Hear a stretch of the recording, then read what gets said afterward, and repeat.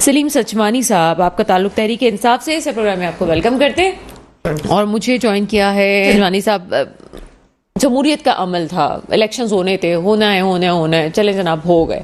उसके बाद अब आपकी पार्टी की तरफ से मुस्तकिल एतराज़ात भी आए हैं। अभी गौहर साहब की प्रेस कॉन्फ्रेंस भी हम देख रहे हैं, और आपके अभी कुछ अराकीन जो है तकरीबन सुन्नी इत्तेहाद में आपके काफ़ी सारे अराकीन ने जो है शमूलियत भी कर ली है, ताकि हलफ बर्दारी वाला मसला भी हल हो सके, क्योंकि आपको एक जमात का हिस्सा भी बनना था।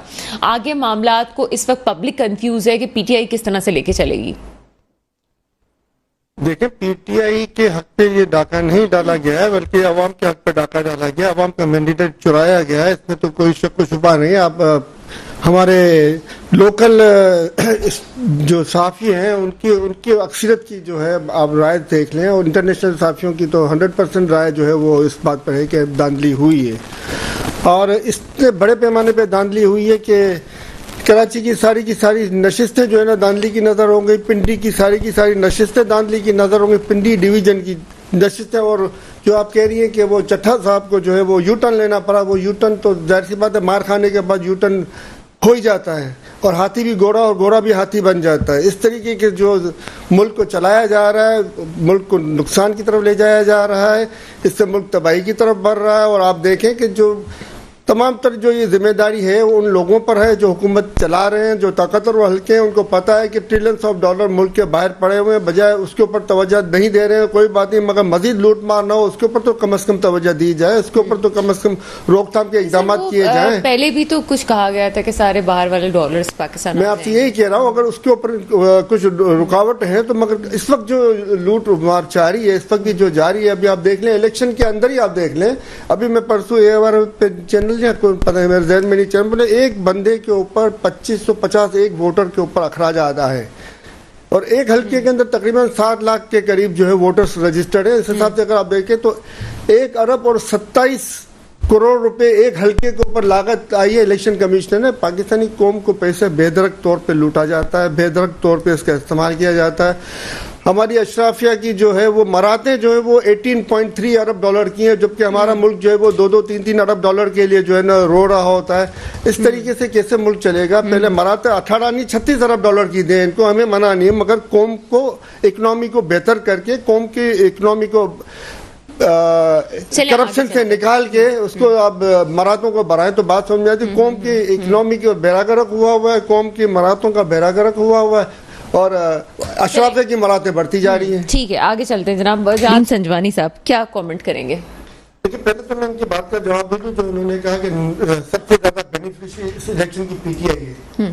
पीटीआई इस इलेक्शन के सबसे ज्यादा लूज पीटीआई ने किया, और पीटीआई को इस इलेक्शन से लूज करने के लिए पंजाब और खैबर पख्तूनख्वा में इलेक्शन डिले करवाए गए। नहीं सर, वो किसी और महीने में कह रहे थे। इलेक्शन डिले करवाए गए, और 9 मई के वाकयात भी इसी सिलसिले की कड़ी थी जो उन्होंने क्रिएट किए गए, और 9 मई के वाकयात की जुडिशियल इंक्वायरी की पीटीआई ने ही अपील की थी, और खान साहब ने इसके ऊपर काफी दफा अपील की, मगर इस पर कोई रिएक्शन नहीं आया। और इलेक्शन से पहले से ही धांधली शुरू हो गई थी। आपके सामने है कि इलेक्शन से पहले ही इन्होंने जो है वो बल्ले का निशान पीटीआई से छीन लिया। बल्ले का निशान छीनने के बाद इन्होंने जो है आलू, बैंगन, तराजू और ये सब दे दिया। हालांकि एक निशान अलाउड हो सकता था, और बहैसियत पीटीआई वो इसके अंदर में इंक्लूड इलेक्शन के अंदर हिस्सा ले सकती थी, क्योंकि पार्टी खत्म नहीं की गई थी। मगर इसके बावजूद भी इनको दूसरी जमात में शमूलियत पे मजबूर किया गया कि वो दूसरी जमात में जाएं, इलेक्शन के सिंबल छीना। और रावलपिंडी के लियाकत चट्ठा साहब का बयान आपके सामने, कराची में जिस तरीके से नशिस्त से रिजल्ट चेंज किए गए, ये भी पूरी कौम के सामने है। और ये कह रहे थे जो कौम ने एहतजाज नहीं किया, सब कौम तो सरापा एहतजाज है। 9 मई के वाकयात के खिलाफ कौम ने 8 फेब को फैसला दिया उन्होंने, कि जिस तरीके से उन्होंने पीटीआई को सपोर्ट किया, मगर सीटों की जो बंदर बांट हुई, और अभी तक फॉर्म 45 जो कि मेन है, जिसके ऊपर फॉर्म 47 बनता है, वो फॉर्म 45 होने के बावजूद भी फैसला इलेक्शन कमीशन नहीं कर रहा, और पीटीआई को पीटीआई का हक नहीं दे रहा, अवाम को अवाम का हक से महरूम किया जा रहा है। तो इस तरीके से आप बताएं, जो हुकूमत आएगी, जो भी हुकूमत आएगी XYZ, वो क्या करेगी? जिनके ऑलरेडी पैसे बैरून मुमालिक में पड़े हुए हैं, चले जो ऑलरेडी बैरून मुमालिक जो हुआ सो हुआ। इसमें तो बहुत सारी ऐसी चीजें ये भी आती है ना कि खान साहब की अपनी गवर्नमेंट में 3 साल 7 महीने क्या, वो बहुत सारे क्वेश्चंस रेज होते हैं।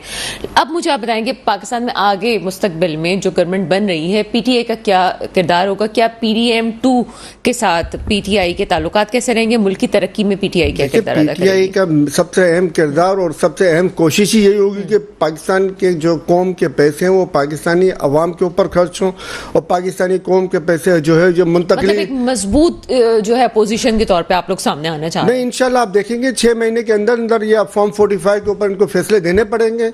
क्यों नहीं देंगे ये फैसले? क्योंकि कानून के मुताबिक ये अवाम का हक है। फॉर्म 45 अवाम का हक है, कोई मेरा पीटीआई का या MQM का या किसी और का नहीं है, अवाम का मैंडेट है फॉर्म 45।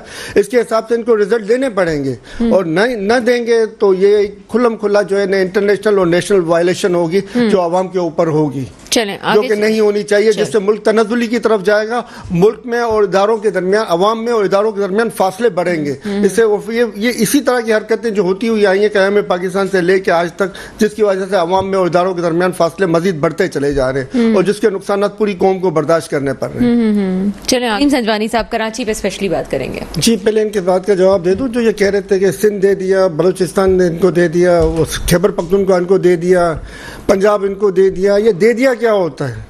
ये क्या अवाम फिर जग मारने के लिए वोट डालने के लिए आती? तो पहले ही दे देते, इलेक्शन कराने की जरूरत क्या थी? इसको देना था, उसको देना था, उसको देना था, तो इलेक्शन की जरूरत ही नहीं थी। बंदरबांट करनी थी आप लोगों को इस तरीके से। तो और दूसरी चीज़ें जो कह रहे हैं अली अहमद गंडापुरी ने अभी CM बने नहीं है, और अवाम के वो हक जिसके ऊपर डाका डाला गया था, अवाम का सेहत कार्ड, उसको बहाली का ऐलान कर दिया, और साथ साथ उन्होंने बेवाओं के लिए भी अलग कार्ड जारी करने का ऐलान कर दिया, ताकि उनके बच्चों की तालीम तरबियत और माशरे की तरक्की में वो किरदार अदा कर सके। एक छोटी सी बात मैं आपको मुकम्मल टाइम दे रही हूं। सर, हम ऐलान तो करते हैं, लेकिन KPK पाकिस्तान का वो पहला सूबा है जो कि सबसे पहले डिफॉल्ट हुआ है। 18वीं तरमीम भी हो गई आपके सूबे कौन से सन में डिफॉल्ट हुआ है? और सर मैं बताती हूँ आपको, और उसमें सबसे इंपॉर्टेंट चीज ये है कि वफाक शायद के पास इतने पैसे ना हो, सूबों के पास बड़े पैसे होते हैं, लेकिन जो KP में आपके मंसूबे थे उसमें बहुत सारे मसाइल क्रिएट हुए हैं। पहले भी हम ऐलान तो करते हैं, उसका पैसा जनरेट कहाँ से होगा ये भी हमें बताना जरूरी होता है। बिल्कुल, देखें, तो ये भी प्लान जरूरी है ना। देखें, अभी तो आपने कौन से सन में डिफॉल्ट किया?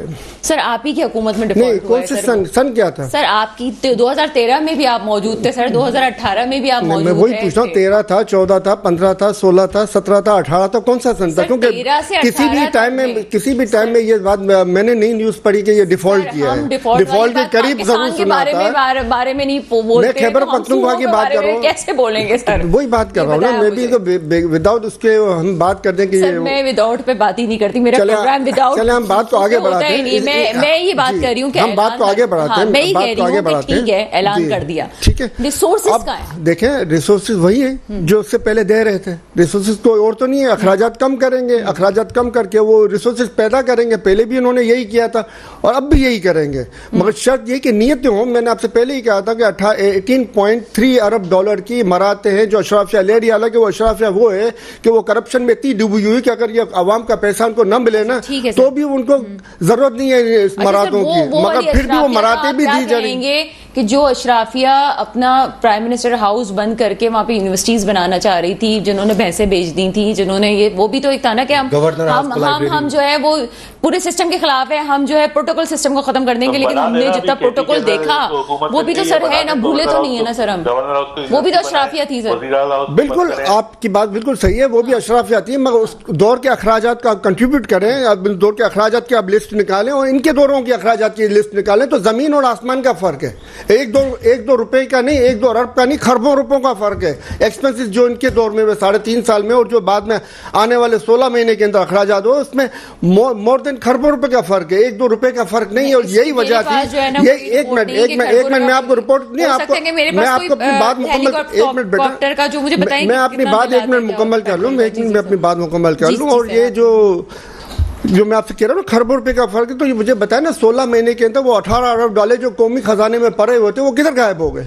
वो तो गायब हो गए। इसके बाद जिगर जो अमाउंट आता रहा वो गायब हो गया। ठीक है। इसके अलावा सर, मुझे आटे ब्रेक के पे साथ जाना है। हमारी जो टेक्सटाइल इंडस्ट्री को तबाह बर्बाद किया गया और अभी मजीद तबाह बर्बाद करने के लिए जो इकदाम किए जा रहे हैं, इस पे कोई तवज्जो नहीं है। इकोनॉमी बेहतर हो, देखिए इकोनॉमी ब्रेक पे जाने से जवानी साहब का एक पॉइंट ऑफ व्यू ले लूं।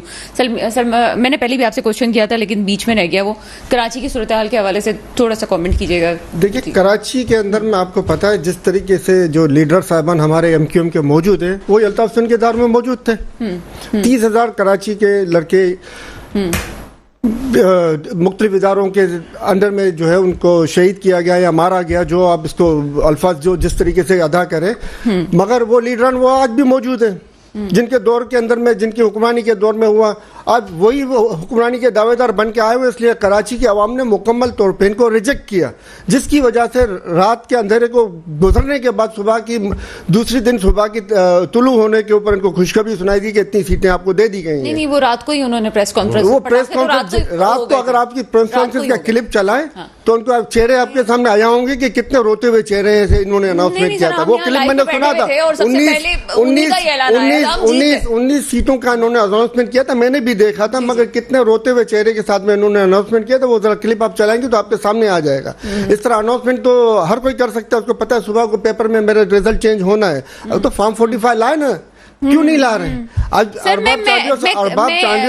अरबाब चांडियो साहब जो है वो चैनल के ऊपर आके कह रहे थे कि भाई हमने जो है ना फॉर्म 45 हमारे पास मौजूद है, जिसमें मुस्तफा कमाल साहब के 25,000 वोट हैं और इनके मुखालिफ पीटीआई के उम्मीदवार के 70,000 से ज्यादा वोटर है।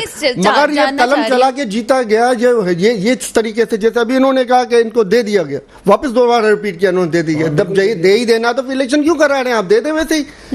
तो क्यों आवाम को बेवकूफ बनाया जा रहा है? क्यों आवाम को? वो तो हो गया। मैं चाह रही हूँ कि मुझे आगे हो नहीं गया, ये होता आ रहा है, मुसलसल होता आ रहा है और उसको रोकथाम के लिए सिर्फ एक 2018 में भी नहीं होना चाहिए। मैं आपसे यही मैं इसी तरफ आ रहा हूँ, मैं भी इसी तरफ आ रहा हूँ। 2018 के बाद ये चीजें न हो, इसीलिए खान साहब ईवीएम मशीन लाए ताकि जो है इलेक्शन में ईमानदाराना और शफाफियत लाई जाए। खुद भी तो और इसी शफाफियत को और अवाम का हक देने से महरूम रखने के लिए ईवीएम मशीन खत्म की गई। फॉरेन के पढ़े लिखे वोटर्स उनके हक से महरूम किया गया। आगे चलते सलमान अहमद साहब, आपकी लाने के लिए जो काम हुआ वो सिवाय पीटीआई के खान साहब ने के अलावा और किसी ने नहीं किया। देखें जी, ये कराची हो, हैदराबाद हो, पाकिस्तान का पंजाब हो, बलूचिस्तान और कोई भी सूबा हो, मसला सबका एक ही है, करप्शन का खात्मा और निजाम इंसाफ का कायम। जब तक ये नहीं होगा हम कभी आगे नहीं जा सकते। सर बहुत खूबसूरत बात आपने कर दी। मसला